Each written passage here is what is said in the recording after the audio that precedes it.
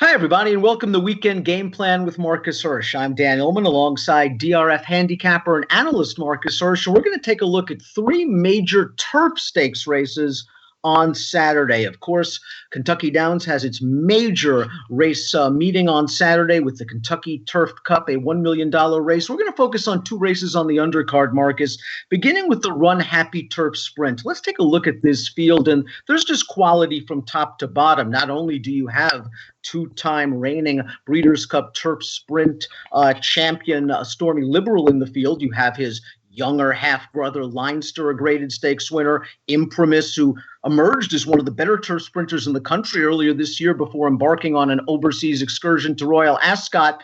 But perhaps this is a race to look for a long shot. All of those horses have some question marks. I think definitely, and I'm not sure about this morning line. I think Imprimis could be shorter than 4-1. I think he's going to take a lot of money. Leinster, I think, is going to take a lot of money too. He was undeniably very good in the Troy, and he's done little wrong since switching to the barn of trainer Rusty Arnold. Just that, it's not like he's back that fast, but that was easily the best race that Leinster has ever run. And he's going farther. I think he could regress slightly. So I respect him. And also, I agree with you about Imprimis, his race at Keeneland where he had all kinds of trouble and beat Bound for Nowhere, who loves that course, just ran him down. That's tremendous. I give people credit for going and trying international competition. Some people are like, why'd you waste the trip to Royal Ascot? And he didn't run that well there. And it did cost him some time. He's back now. But for me, at a shorter price, to just assume he's going to pop right back to the same form, A, is not a great idea. And B, he's going a longer distance over a course that plays farther than the raw distance. It's something to remember. A 6 furlong race on like a flat, fast track at Saratoga, well, they run 5.5. But I'm just saying, for instance, it's not the same as 6 furlongs at undulated Kentucky Downs where horses have to run uphill some. And there's a double home stretch, a false home straight, and then a true home straight. So it sees horses out that don't really stay a distance. And I'm not saying that Imprimis can't get 3/4. He can, but at the price, I'm going to be a little against him. And I just think that, Stormy Liberal did so much last year, then went back to Dubai, ran a good race there. He's 7. He's done so much. All these accomplishments take their toll. And I'm going to be surprised if he gets back in his very best form this year, starting with this race. So that's another horse I can oppose. Finally, land on the horse that I actually like, Totally Boss.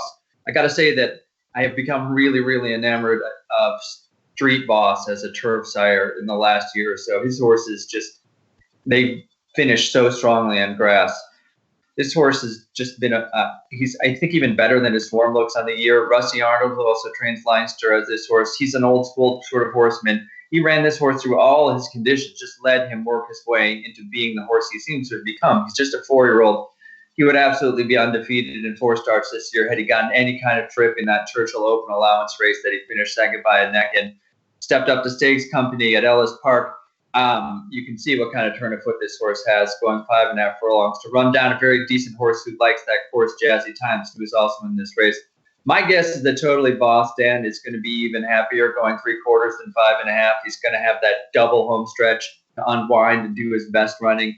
And I like him to come running and get the money at a decent price. Now, I wouldn't be surprised if he drifts off that 6-1 morning line. It's tough to make a line, obviously, in these kind of races, but I do think Imprimis is taking money. I do think Stormy Liberal is taking money. I wouldn't be surprised if White Flag, second off the layoff, takes a little bit of money as well. But you saw that very impressive turn of foot shown by Totally Boss. And if you give this horse a little bit of pace, you know he's going to come rolling at the end. And as you said, at a nice price. We'll stay at Kentucky Downs for the second of 3 races that Marcus wants to focus on. This is the ladies' sprint. We'll take a peek at this field. And the morning line favorite, I guess understandably so, is the 3 Alexandra. It's been a tale of 2 trips for Alexandra in her last 2 races. The one at Woodbine was not good at all. There's no pace. She's last and wide off of a slow pace, and she's still punched on. And then last time out, she just got a dream run under Joel Rosario. A hole that you could drive a Mack truck through opened up for her, and she shot on through. This time, though, you're looking for a little bit of a price. And Raven's Lady came over here with a bit of a reputation, and she got a confidence boost last time. Yeah, Alexandra to me is one of those horses who's a victim of too many ones in her recent past performances. People are going to see the one. She's 3 for her last 4. and focus on the fact that she's winning all these races. And she's fine. I don't think that she has any considerable edge on several other horses in this race. So I want more of a price. Just to touch on a couple others, Morticia being the primary one. This has been a fine turf sprinter for a few years now.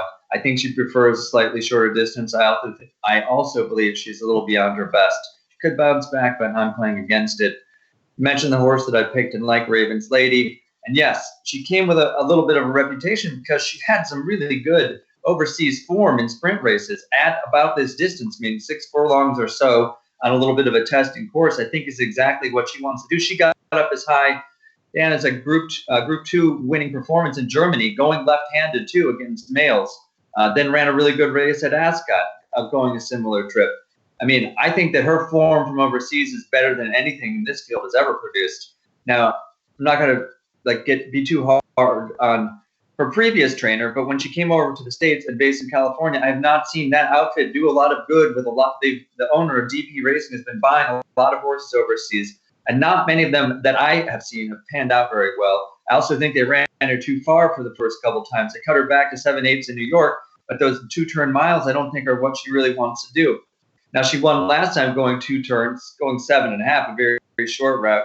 Switched farms to Pat Biancone, a former French trainer. I mean, maybe it's a little bit more of a European sort of feel to the day-to-day sorts of care she gets because of Biancone's history. But for whatever reason, and part of it was a class drop, she was facing easier. But the class drop aside, I just think when you watch the race, the turn of foot she showed to get to the front on the far turn while wide and then finish it off easily, she lorded her class over those horses, but I think it was going a little farther than she wants, and I also think that she can improve off the race. I don't think she's going to be 15-1, unfortunately, but I do think that she's going to be a playable price for me. I agree, and I like the cutback for her, as you mentioned. I think that the 2-turn 7.5 was probably the extent of how far she wants to go. And against that kind of competition, she can make hay. But turning back to this 6.5, she's another horse that should show off a nice turn of foot. And as you mentioned, she has the company lines from Europe. We'll finish off with our third major stakes race on Saturday to preview with the $1 million Jockey Club Derby Invitational. Let's take a look at this field. Obviously, 3-year-olds on the turf. We're going 1.5 miles at Belmont Park. Digital Age, the 8, Spanish Mission, the 9. They're going to vie for favoritism. Perhaps Spanish Mission will end up being the favorite. I think a lot of folks saw that this one was in behind horses in his most recent start. I thought he had a chance, though, when he was angled out with 1/8 of a mile to go, and I think he kind of got a little bit drifty and weavy. On his best day, he's probably the horse to beat, but if you believe pace makes the race, a thread of blue is loose. I think he is. Do you think he's 4-1? I have a feeling he is going to be around 4-1, if not even drift a little bit. I know he won last time out in that $1 million race at Saratoga, but I also think people are going to say, well, he just took advantage of a nice, easy pace without realizing he's going to take advantage of a nice, easy pace as well. I also think the folks are concerned about the 1.5 miles with him.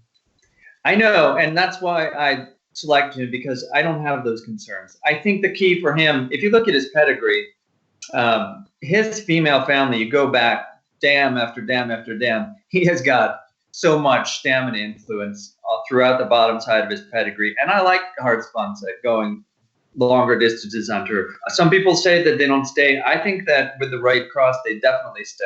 The key for me with this horse is his being able to turn off. And the reason that he's gotten beat on occasion is because first, when he was in behind, he was getting too keen. And then sometimes when he's been on the lead, he's been overeager. But I loved what I saw at Saratoga. Gears went up, relaxed, did just was totally responsive. And then the jock didn't have to do anything until the stretch when he cut him loose. And I think he can run exactly the same sort of race. And I think he can gallop these horses right into the ground. Digital Age, to me, if you watch this replay we're seeing, he's making headway up until the last 50 yards or so. And what I'm seeing is the horse in the lead really turning that horse away. And if you watch the gallop out, that kind of confirms the sense that Digital Age had made his run and was beaten. I don't think that Digital Age necessarily wants to go 1.5 miles at all. I do respect his quality and consistency. I'd like a thread of blue more at 1.5 miles than Digital Age and at a better price and with the pace advantage. That's why I made him a play here. And breaking from the inside post again, you got to figure he's going to go on the lead. And I saw what you saw in that stretch replay. Digital Age got to within a length of a thread of blue at about the 150-yard mark, and a thread of blue just put him away after that. 3 major stakes races, 3 weekend game plan selections, all value plays with DRF handicapper and analyst Marcus Hersh. Of course, check out the written game plan product on DRF.com. Best of luck this weekend.